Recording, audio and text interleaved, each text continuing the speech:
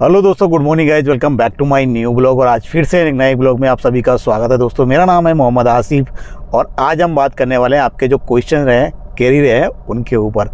आपके कमेंट ज़्यादातर क्वेश्चन रहते हैं कि आसिफ भाई एवरेज फ्लीट, मूव इंडिया और उबर फ्लीट ये क्या है, कैसे काम करते हैं, कैसे क्या चीज़ है, और ये अलग अलग नाम से एक ही चीज़ देते हैं पर इनमें क्या टर्म एंड कंडीशन है, किस में गाड़ी लेना चाहिए, किससे नहीं लेना चाहिए, कौन चीज़ें हैं, इनकी टर्म एंड कंडीशन कैसी होती हैं, और ये अलग अलग नामों से चीज़ एक ही देते हैं पर ये अलग अलग नामों से क्यों गाड़ियाँ प्रोवाइड करते हैं। आपके इससे ज़्यादा क्वेश्चंस रहते हैं।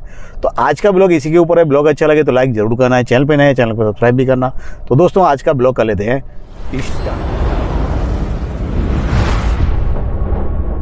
दोस्तों मैं आपको बता दूं, सबसे पहले आपके ज़्यादातर जो कमेंट रहते हैं, जो क्वेश्चंस रहे हैं मेरे इंस्टाग्राम पे डीएम रहे हैं कि आसिफ भाई जो भी एवरेज फ्लीट है, मूव इंडिया है, उबर फ्लीट है, इनके बारे में क्या आपका ख्याल है? क्या ये अलग अलग कंपनियां हैं, अलग अलग गाड़ियां देती हैं, क्या ये सब एक ही हैं?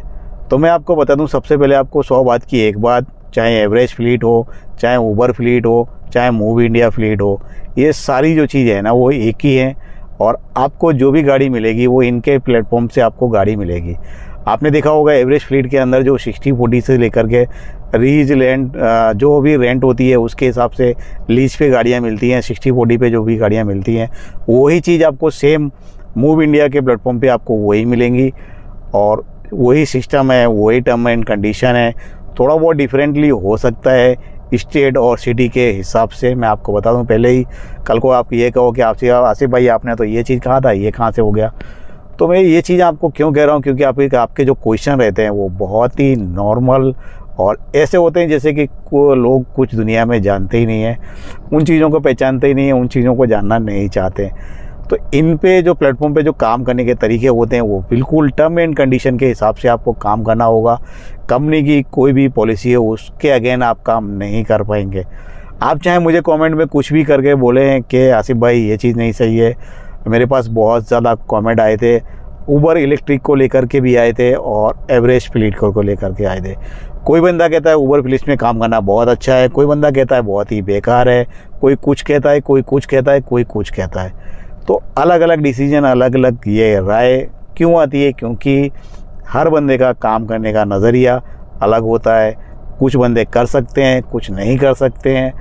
जैसे मैं आपको सिंपल चीज़ समझा दूँ, कोई बंदा महीने 2 महीने से उसको काम नहीं मिला हो और उसको पैसे की बहुत ज़्यादा ज़रूरत हो और वो सीखना चाहता है इस प्लेटफॉर्म पे आके कि इसका बिजनेस कैसा होता है, तो वो बंदा चुपचाप अपने कैरियर पे, अपने फ्यूचर प्लान पे, अपनी मंजिल की तरफ ध्यान रखते हुए वो काम करता रहता है। और ऐसा भी नहीं है कि नहीं करता है। मेरे काफ़ी सारे लोगों से बात हुई है, उनका कहना है भाई आप करोड़पति तो नहीं हो सकते लेकिन आप कुछ चीज़ें सीख सकते हो। अगर आप नए हो, फ्रेशर हो, माना आपने 60-40 की कोई भी गाड़ी पढ़ ली या फिर आपने लीज की कोई भी गाड़ी ली, इस पे गाड़ी चलाने का अनुभव, काम करने का तरीका, परफॉर्मेंस, सारी चीज़ें सीखी जा सकती हैं। रहा बात उन लोगों के लिए भी जिनके पास गाड़ी लेने का बजट नहीं होता है, गाड़ी परचेस करने का प्लान नहीं होता है, पैसा नहीं होता है, उस वजह से वो भी बंदे इसमें काम करके पैसे कमा सकते हैं। आने वाले टाइम में आप सब देख रहे हो उबर की इलेक्ट्रिक गाड़ियाँ आ रही हैं, ब्लू स्मार्ट की इलेक्ट्रिक गाड़ियाँ हैं, एवेरा की इलेक्ट्रिक गाड़ियाँ हैं और भी बहुत सारी कंपनियाँ हैं जो इलेक्ट्रिक गाड़ियाँ अपनी प्रोवाइड कर रही हैं चलाने। ये चीज़ें क्यों आ रही हैं? क्योंकि अब वो लोग नहीं चाहते हमारे प्लेटफॉर्म पे जो मर्जी वाला सिस्टम चले, जैसे कि हम आप काम करते हैं वैसा। तो मैं आपको कुछ कमेंट दिखाऊंगा। यहाँ पे बहुत सारे कमेंट आए थे मुझे जो कि एवरेज फ्लीट को लेकर के और उबर। वहाँ पे कमेंट में भाई ने कमेंट किया था कि जो उबर की इलेक्ट्रिक गाड़ी है वहाँ पे अगर लेने जाते हैं आप उबर की इलेक्ट्रिक गाड़ी एवरेज फ्लीट से लें या फिर मूव इंडिया से ले रहे हैं तो वहाँ पर आपको 1500 रुपये पर डे आपको देने हैं। उसके बाद आपका जो भी इनकम होता है, अर्निंग होता है, वो आपको प्रॉफिटेबल मिल जाएगा। इसमें भी मेरे पास काफ़ी ज़्यादा भाइयों से बात हुई है। उनका कहना है पहले आसिफ भाई आपने बोला था 1400, अभी ये 1500 मांग रहे हैं, तो ये सिस्टम क्या है? तो भाई मैंने जब वीडियो बनाई थी, जब उनकी शुरुआत थी, स्टार्टिंग थी, तब उनका रेट जो था वो 1400 रुपये था। अभी जब उनकी गाड़ियाँ बढ़ रही हैं, ड्राइवर्स आ रहे हैं और किसी चीज़ की डिमांड बढ़ती है तो वो चीज़ तो आप समझ ही सकते हो। तो इसके लिए उन्होंने 1400 रुपये से 1500 रुपये कर दिया है। अगर आप 1500 रुपये में गाड़ी ले रहे हैं पर डे, चार्जिंग उसके साथ इंक्लूड है और भी कुछ टर्म एंड कंडीशन होगी वो आपको अपने एवरेस्ट फ्लीट के ऑफिस पे जाके आप सारी कुछ इंक्वायरी कर सकते हैं। सारे सवालों के जवाब आपको ऑफिस से मिल जाएंगे। दूसरी जो गाड़ियां हैं वो गाड़ियां हैं वैगनार, सेलेरियो, वो सब सारी CNG गाड़ियां हैं।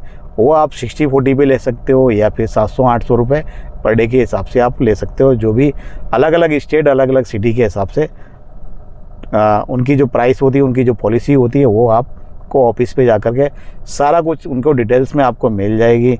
वो ऐसा भी नहीं, एक चीज़ और मैं कह दूँ, काफ़ी सारे भाई जो दुख भरी कहानियाँ सुनाते हैं, अच्छी चीज़ें आपको नहीं पाई वो एक अलग मैटर है, आपके पैसे नहीं मिले वो अलग है। आपने आज गाड़ी ली, 4 दिन चलाई, 4 दिन के बाद आपने रख दी तो नहीं है। कुछ भाइयों को कमेंट ऐसे भी आए थे कि आसिफ भाई गाड़ी अगर आपने ले ली, मैक्सिमम आपको 3 महीने आपको गाड़ी ड्राइव करनी है, अगर आपने 3 महीने से ज़्यादा ड्राइव की तब भी आपको रिफंडेबल नहीं मिलेगा। तो अगर आपके इस टाइप के कोई भी कन्फ्यूजन है, जब आप टर्म एंड कंडीशन ऑफिस पे जा कर के सारा कुछ उनका जो टर्म एंड कंडीशन है उसको देख लेंगे, पढ़ लेंगे, उनकी जो पॉलिसी है सारा कुछ चेक करने के बाद आपको गाड़ी लेना चाहिए। मैं ये नहीं कहूँगा कि आप बिना सोचे समझे गाड़ियाँ ले लेते हैं। वो उन्होंने बोला आप ये ले जाओ, इतना पेमेंट जमा करो, इतना वो करो। एक चीज़ को लेकर के और मैं बता दूँगा आपको, जिस बंदे को बिल्कुल फ्रेशर होते हैं, नए होते हैं, वो सोचते हैं कि हमको गाड़ी मैंने देखा है काफ़ी सारे भाइयों ने बोला है कि आसिफ भाई जो रेंट पे गाड़ियाँ देते हैं हम बिल्कुल फ्रेशर हैं, नए हैं, तो हमारे नए होने की वजह से वो हमको गाड़ियाँ नहीं देते। तो हमें एवरेस्ट फ्लीट में काम गाड़ी लेकर के कुछ टाइम तक सीख लेना चाहिए या फिर अच्छा लगे तो उस पर काम करना चाहिए। तो मैं कहूँगा ये चीज़ आप जो सोच रहे हैं वो बिल्कुल सही है, आपको अपने हिसाब से मैनेज करके और काम कर लेना चाहिए। मैं यहाँ पे एक चीज़ और आपको कह दूँ, एवरेस्ट फ्लीट में जितनी भी गाड़ियाँ चल रही हैं, क्या वो सारी गाड़ियाँ हब में खड़ी हुई हैं? क्या लोग उस पर काम नहीं कर रहे हैं? ऐसा लगता है आपको? अगर आपको ऐसा लग रहा है कि सारी गाड़ियाँ पड़ी हुई हैं, कोई ड्राइवर उस पर काम नहीं कर रहा है, तो आपकी दुनिया है। कुछ लोग अच्छे होते हैं, कुछ लोग ख़राब होते हैं, कुछ चीज़ें अच्छी लगती हैं, कुछ चीज़ें ख़राब लगती हैं। वो चीज़ आप सोच सकते हो। उसके बंदे की किस्मत अलग है, आपकी अलग है। वो क्या कह रहा है उस पर इग्नोर करना है, अपने बारे में सोचना है, आपको काम करना है। तो दूसरा आपके पास नहीं आने वाला है। वो सब कुछ आपको अपनी तरफ से सोच के, समझ के, फ्यूचर प्लान बना के, टर्म एंड कंडीशन देखने के बाद आपको चाहे एवरेस्ट फ्लीट से गाड़ी ले लो या फिर मूव इंडिया से गाड़ी ले लो। साउथ में ज़्यादातर मूव इंडिया चलती है और एवरेस्ट फ्लीट भी चलती है। बाकी की जगह पे भी out of state other country हैं, वहाँ पे मूव इंडिया चल रही है। ये मूव कंपनी है, यहाँ पर मूव इंडिया यहाँ पे नाम दे दिया गया है, वहाँ पे मूव के नाम से चलती है। तो ये चीज़ें कोई ज़रूरी नहीं है हमारे इंडिया में ही चल रही हैं। ये जो एवरेस्ट फ्लीट और ये जो नाम से चलती हैं, ये अदर कंट्री में भी हैं, इनके ऑफिस हैं, इनकी तरफ से गाड़ियाँ प्रोवाइड की जाती हैं। और आने वाले टाइम में जो भी इलेक्ट्रिक टाइम आ रहा है वो सब फ्यूचर प्लान वही है। अब अपना को गाड़ी परचेज़ अपनी खुद की करने के बजाय अगर हमें काम करना है, ओला उबर के भरोसे पे जो भी जितनी भी गाड़ियाँ परचेज़ कर रहे हैं, तो उन सबको अभी जॉब करनी पड़ेगी। उसका ब्लॉग मैं अलग से बना दूंगा आने वाले टाइम में। उसका ब्लॉग आपको परफेक्टली समझ में आ जाएगा क्या आगे का फ्यूचर प्लान है और हमारा फ्यूचर प्लान हमको क्या करना चाहिए। तो वो सारा कुछ होगा उस वाले ब्लॉग के अंदर। तो आज का ब्लॉग इतना ही था, आप समझ गए होंगे। जो भी एवरेस्ट फ्लीट है, मैं आपको दोबारा से रिपीट कर दूं, मूव इंडिया, ये सारी कुछ आपको 60-40 या फिर उबर इलेक्ट्रिक, इनको आपको गाड़ी चलाना है, आपको सीखना है। उन चीज़ों के लिए बहुत अच्छी है। जिसके पास गाड़ी लेने का पैसे नहीं है, जिनके पास बजट नहीं है, वो बंदा काम करके अच्छे खासे पैसे कमा सकता है। यहाँ पे एक चीज़ मैं और कहूँगा, एक भाई का कमेंट हो रहा था कि आसिफ भाई इस गाड़ी को लेने के बाद अपने घर नहीं ला सकते। तो भैया आप किसी कंपनी में जॉब करने जाते हैं तो वहाँ की मशीन पे जो काम कर रहे हैं वो टेबल या फिर लैपटॉप वो क्या अपने घर लेके आते हैं? नहीं ना। तो ठीक उसी तरीके से कंपनी की एक पॉलिसी है, उसकी गाड़ी है, उसका क्या कहना है, उसका क्या कहना है, क्या नहीं देना है आपको, वो तो उस टर्म एंड कंडीशन के हिसाब से आपको अपने घर तक गाड़ी नहीं लाने की पॉलिसी है।